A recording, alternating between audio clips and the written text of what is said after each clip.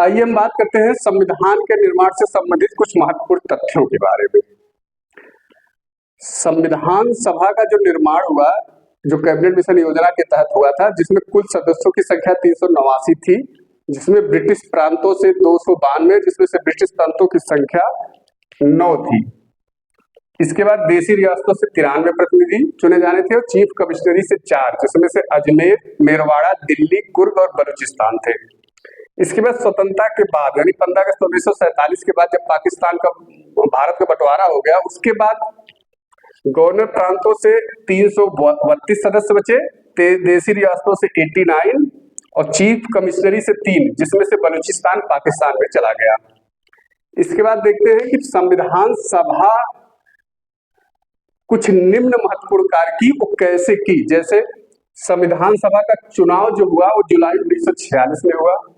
इसकी प्रथम बैठक 9 दिसंबर 1946 को हुई। पंडित जवाहरलाल नेहरू द्वारा उद्देश्य प्रस्ताव 13 दिसंबर 1946 को प्रस्तुत किया गया और इसका स्वीकीकरण यानी उद्देश्य प्रस्ताव का स्वीकीकरण जो हुआ वो 22 जनवरी 1947 को किया गया।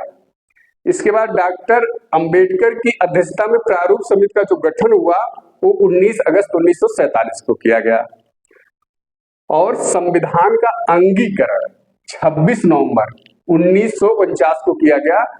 आजकल इस दिन को संविधान दिवस मनाते हैं, जो डॉक्टर अंबेडकर की 125वीं जयंती के उपलक्ष्य में घोषित किया गया संविधान दिवस 26 नवंबर को।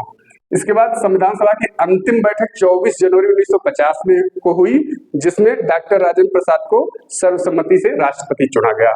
इसके बाद अंतिम रूप से संविधान 26 जनवरी 1950 को लागू किया गया। और अन्य महत्वपूर्ण तत्वों में संविधान सभा में कुल 15 महिलाएं थी। इसके साथ साथ संविधान के 3 वाचन हुए। प्रथम वाचन 4 नवंबर 1948 से 9 नवंबर 1948 तक चला।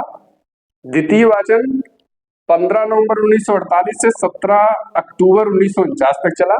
तीसरा 14 नवंबर 1946 से 14 नवंबर 1949 से 26 नवंबर 1949 तक चला।